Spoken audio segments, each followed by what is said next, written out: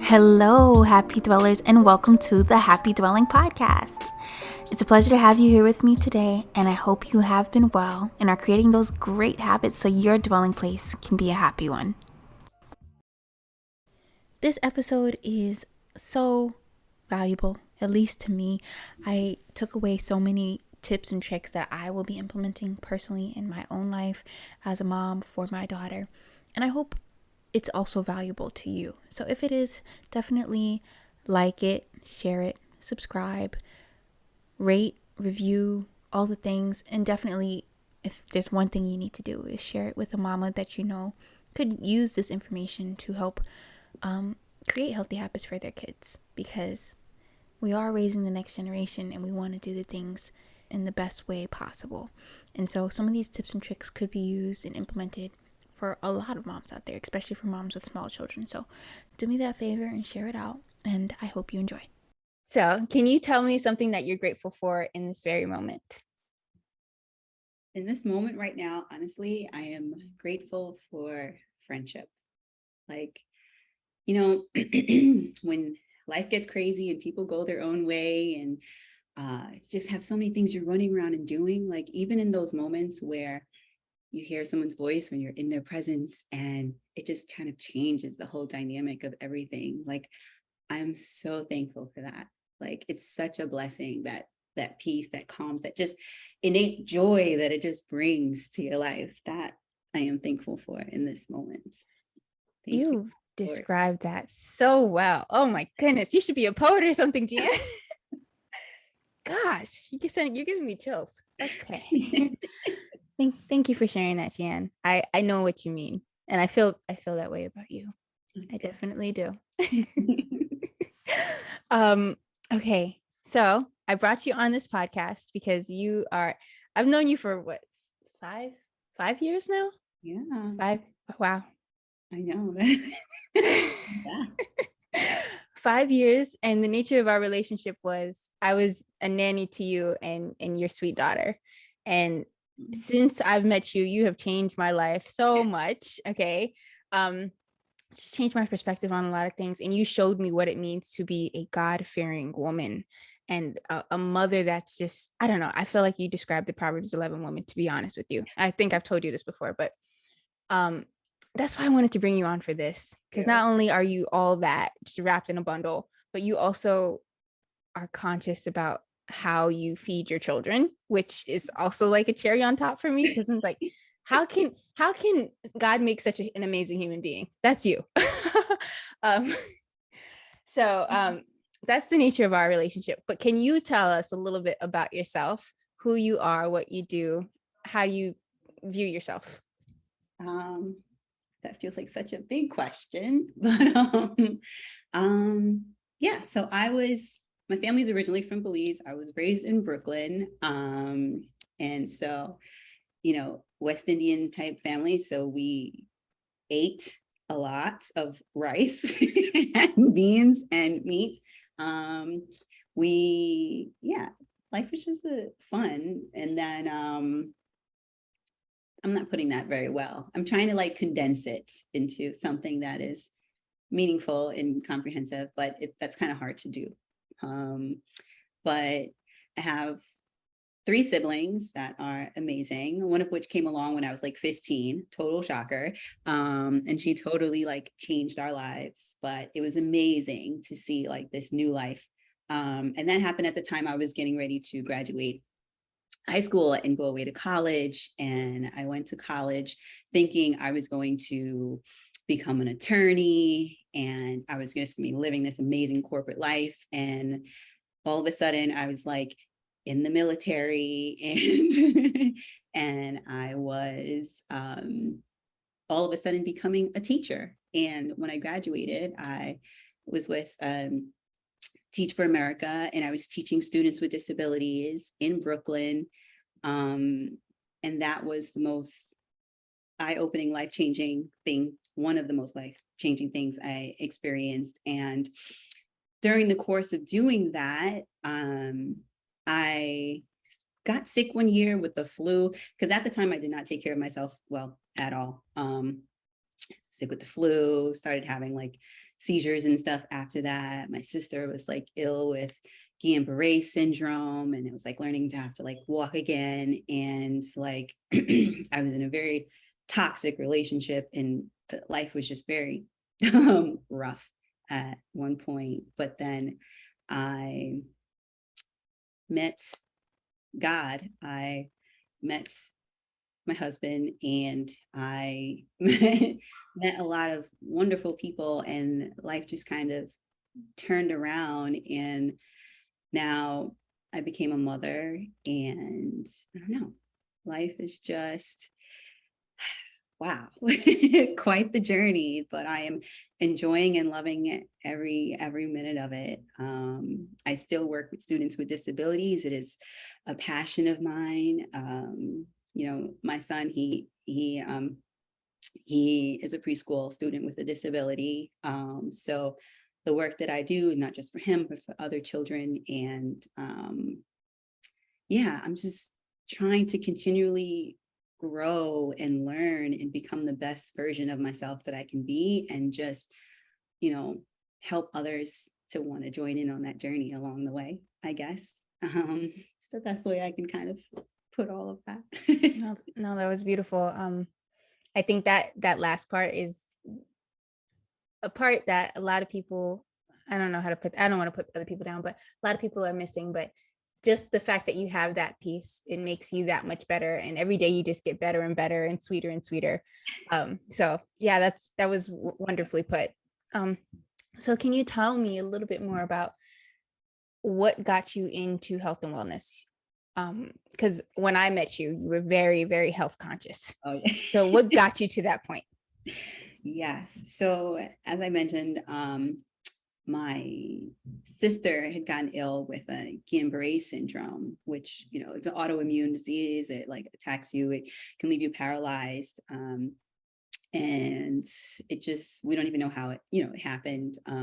But, I was trying to be there for her, and watching her go through this. And it was very difficult. And at that same time, I had kind of developed the flu, and I all of a sudden, and there was like so much going on in life that I was so stressed, and I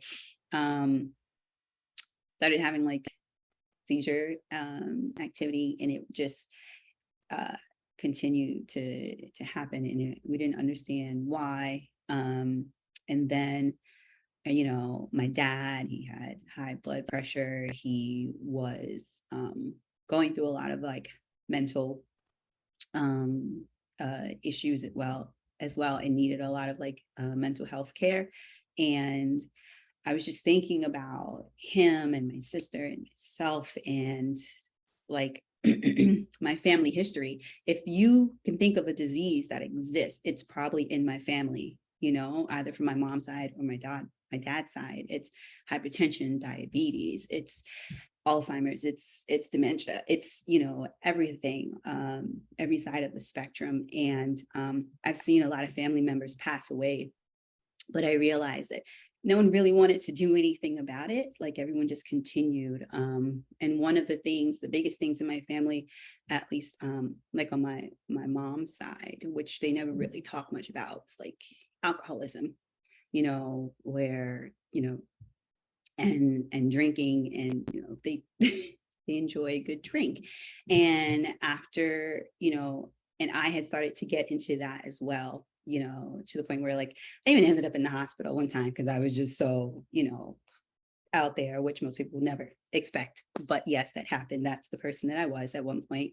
And I just, I realized like I wasn't happy. I wasn't at peace. I was just existing. And then being in the hospital room with my sister, her friends came in and they started to pray for her, and they seemed to just have this, I don't know, there's just something about it, this relationship with God that I had never known about before. And I felt like I want to know what that is, and And I started to go on a search for God. And at the same time, I heard someone talking about how food is your best medicine, and so all of these things, they started to just kind of come together at the perfect time where I was at this incredibly low point. And I started thinking about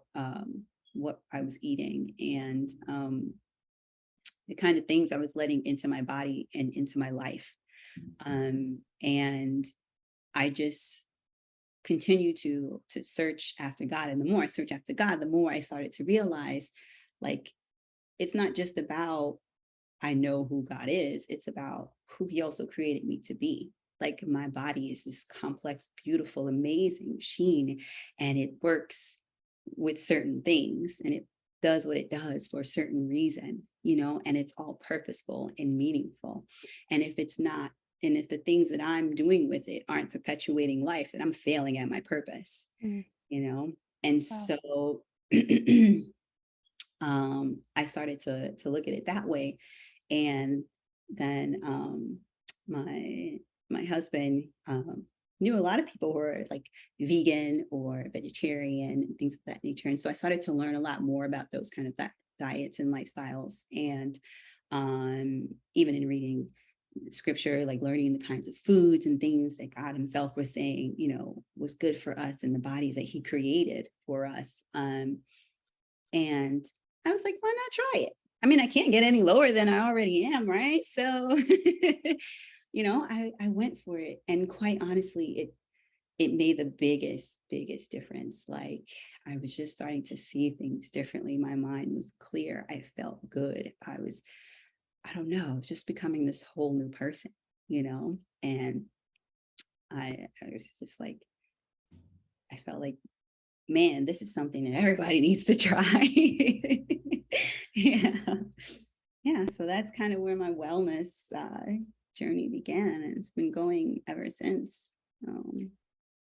I'm sad that I never asked this question to you before, because as many conversations that we've had in the past, I never knew that it merged like that so well for you. That's really beautiful, and I'm happy you found that. I mean, I wouldn't know you if that weren't the case. So, um, very thankful. so the next question I have for you is that you are a mama too now, Mhm. and what were your expectations going into motherhood surrounding food? Well, I had no idea. I think the first thing my mind was set on was like, man, am I going to be able to breastfeed? Like, that was, I think, one of my biggest concerns. And so I knew that, our bodies were created to do this thing, but it also requires certain nourishment, to make that possible, to make it beneficial. And so I was very conscious of what I was eating, because I also wanted to make sure that the nutrition I was providing the baby, even in womb, was going to help maximize whatever I could. And I started to think about even my own like dietary like goals and the kind of people that I wanted them to be. And when I thought about the kind of person I was trying to help mold and grow and nurture, it was also tied to who they were going to become as they grow, and enter into this world and interact with other people. And that started to kind of form the plan that my husband and I came up with, which was introduce them first to the best things, Yes. right? And so kind of groom that love of like fruits and vegetables. And we kept decided we were going to keep out meat and dairy, just because of, the adverse effects it can have on the body. Um, but just focus on what would maximize their potential, for health and wellness and long life. And so we did that.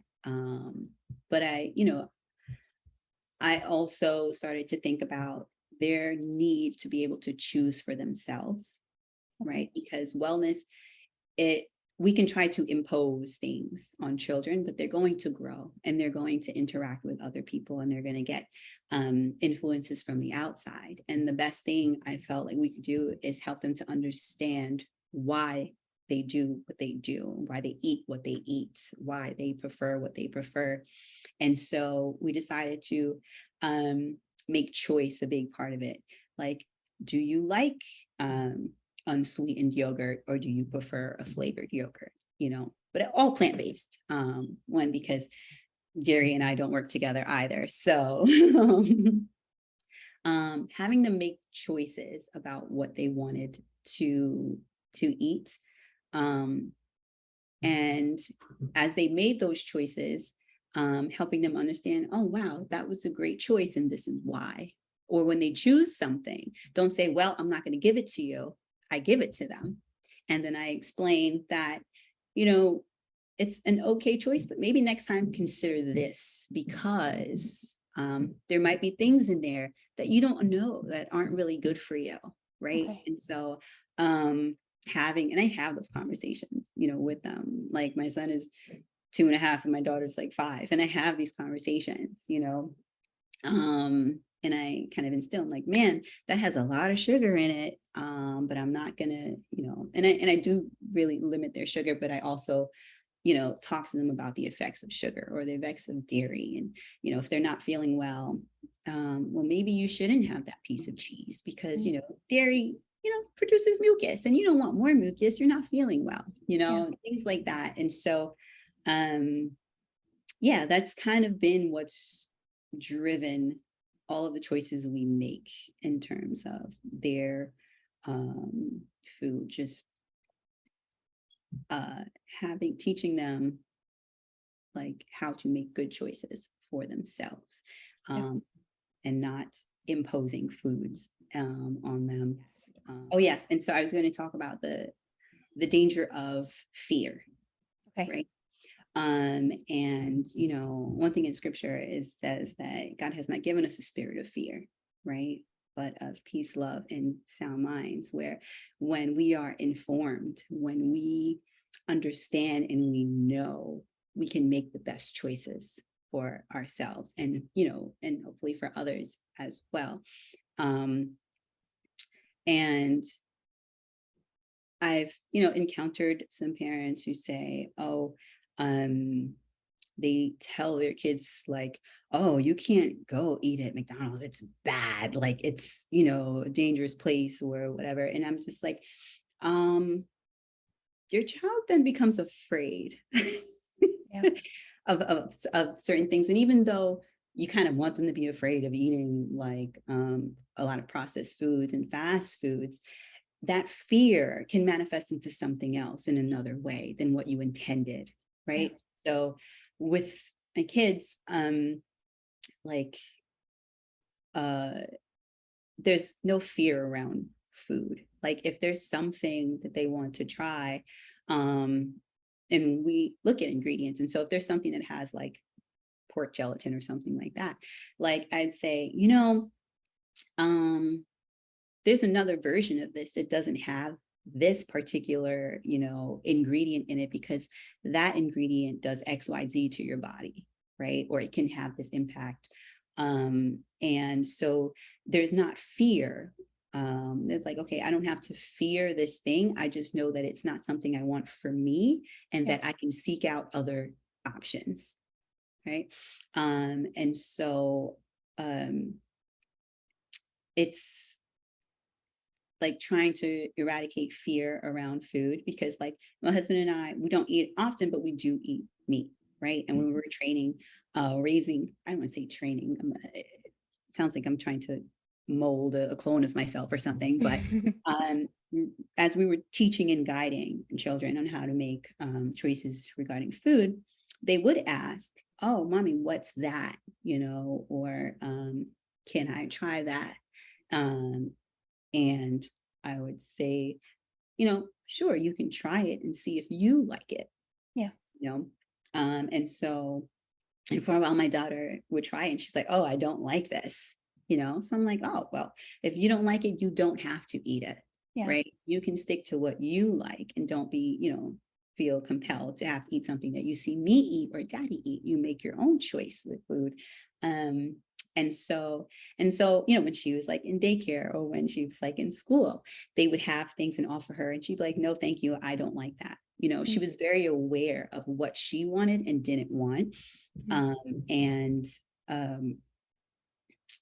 and she has, like, most recently, has tried again to eat meat, but the only meat she'll try is like chicken, Mm-hmm. like grilled chicken. It has to be a certain way, and she'll try it, and then she realized, oh, mommy, like, I do like this, and I'm Mm-hmm. like, okay, great. So now let's talk about moderation and like how much of something you should eat, right? Yeah. So we have those kinds of conversations, and I feel like she's becoming, I can trust her independence more when it comes to like food, and she'll ask, oh, what's in that, you Mm-hmm. know um, even like with her friends or something, and so, yeah, that's been kind of our motivation. No fear around food, but just knowledge and understanding and realizing that you can make your own choices. I love that. I think that's the most long-term effective way to teach your child. And thank you for telling me that, because honestly, I needed that reminder too. Sometimes I can be a helicopter mom, like, don't eat that. But you're right. Teaching them to listen to their bodies, to read the ingredients, to understand it on their own. They're not stupid. Yeah, not at And all. Mm-hmm. yeah, that's one thing about children that just blow my mind all the time. I'm just like, you know a lot more than You I know a lot, thought. exactly. And they're always listening, even if they pretend to be hard-headed and they're not listening to you. They really are listening Yeah. to you, and they hear what you're saying, especially when we're consistent. Yeah. When we're consistent with them, they're gonna pick it up. I love that. I think my daughter is a little bit less picky when it comes to like the bad stuff. It's like she's attracted to everything that's not what mommy gives. And so that's my challenge right now with her. She wants all the junk. Yeah.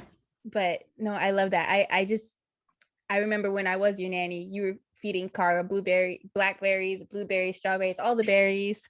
I remember at my baby shower, she was eating pumpkin seeds, and I was blown away. She was 2 at the time, and no, you're doing a great job. But I do have a follow-up question.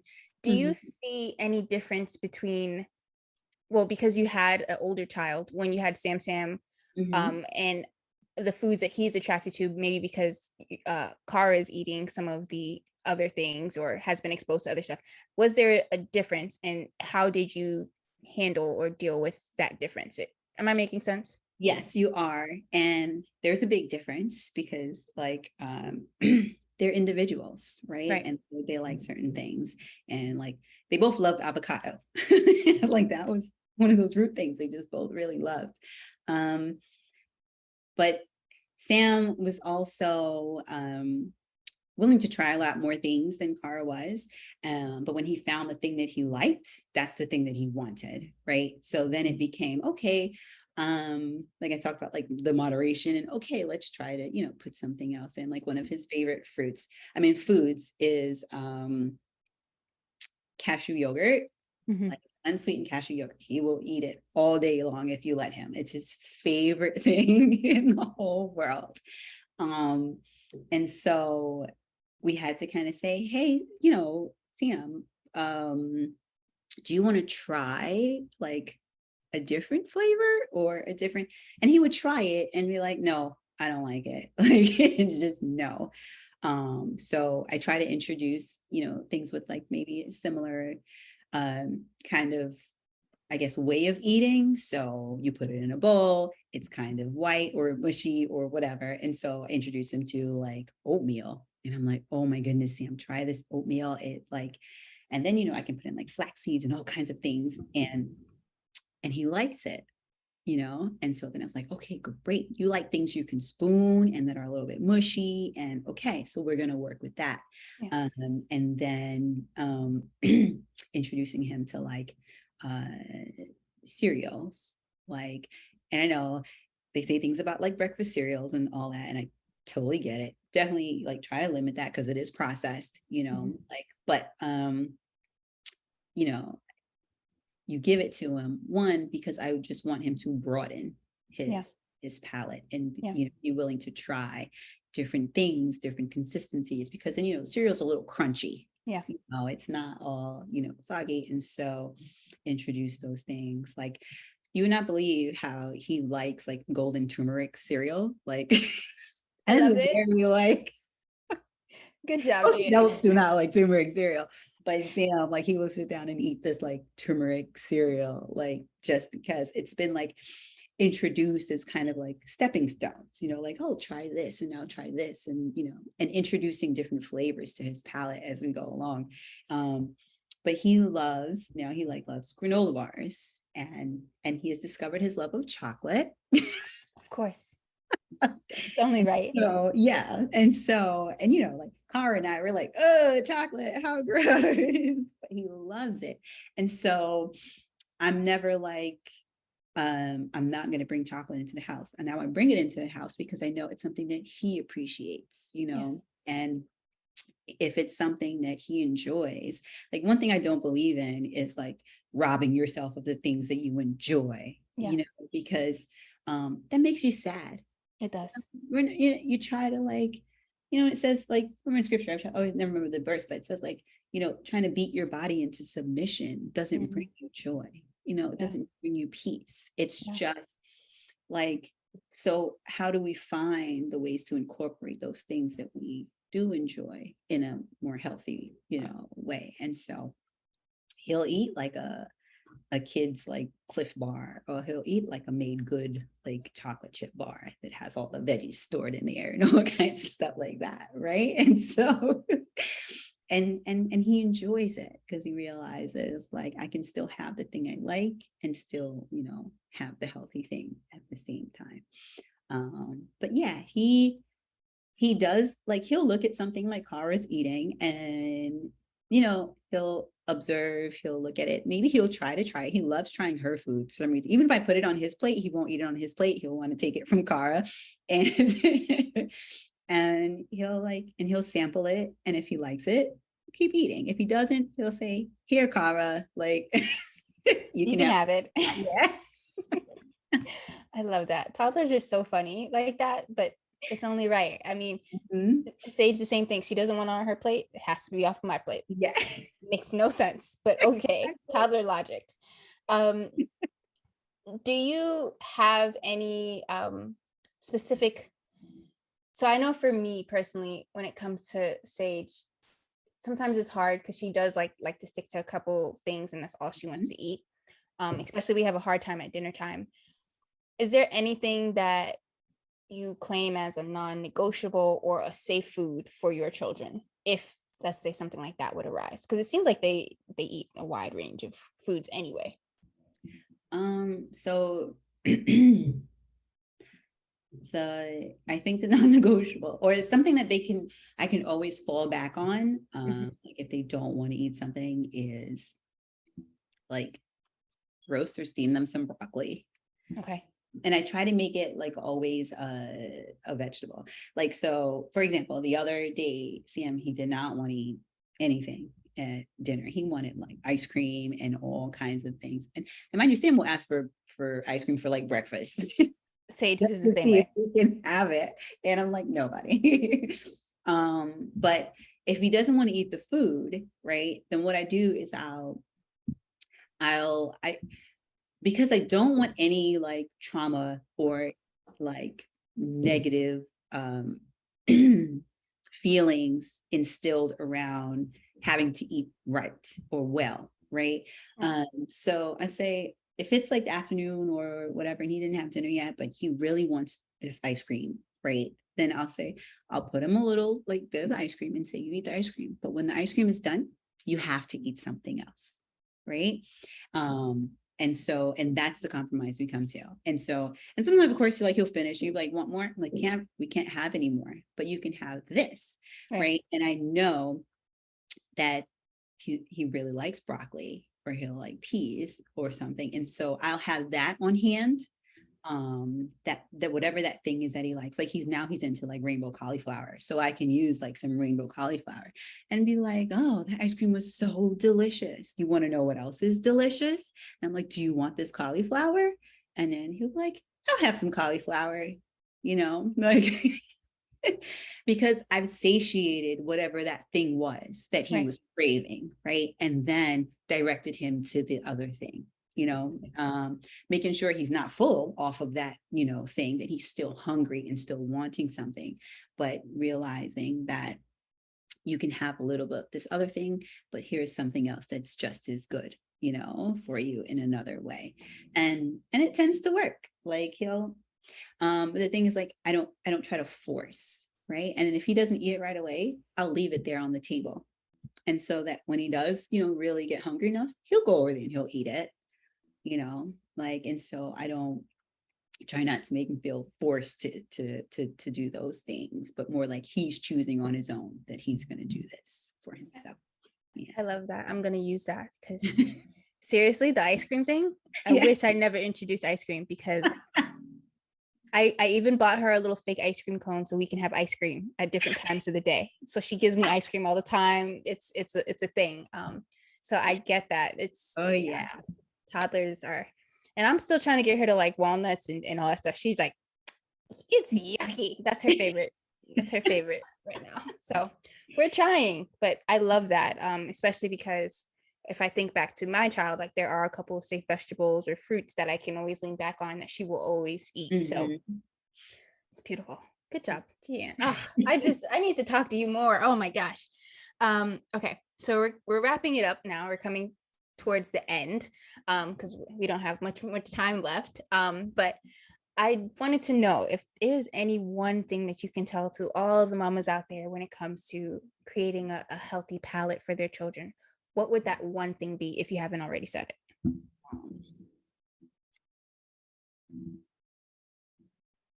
I think that one thing would be is to like pay attention to your child, right?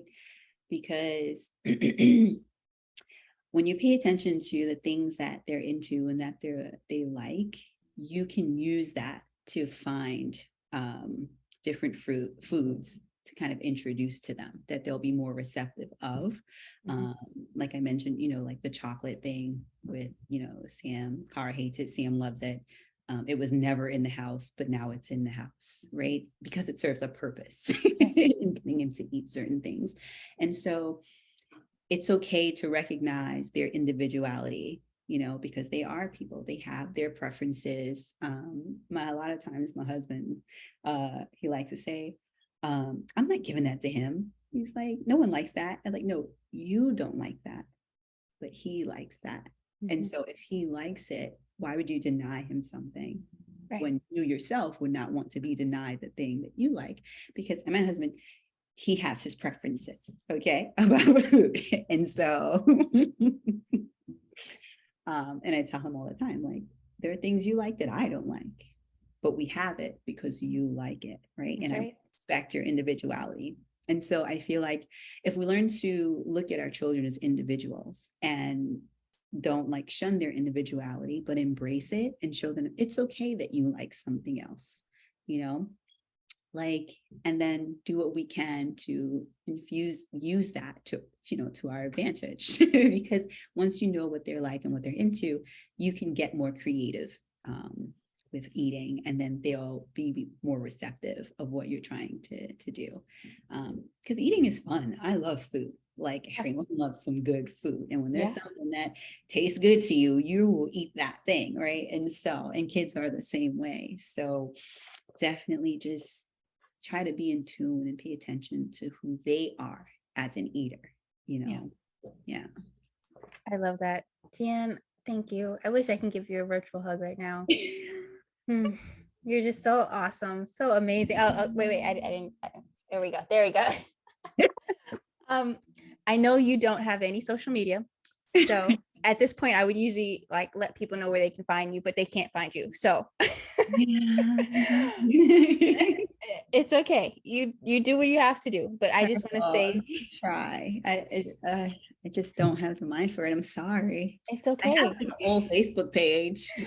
It's okay, Jeanne. If you don't post, then there's no purpose. So Right. I just want to say thank you from the bottom of my heart for coming on here and spitting wisdom to all of us out here, because I need to go back and take notes myself. So thank you so, so much. Oh, you're welcome. Thank you for having me, Tori. And anything for you anytime. That is all I have for you all today. Thank you so much for spending your time listening to me. I hope you join me in the next one to learn more about health topics that can help you improve your life so you can be happy in your dwelling place. Love y'all.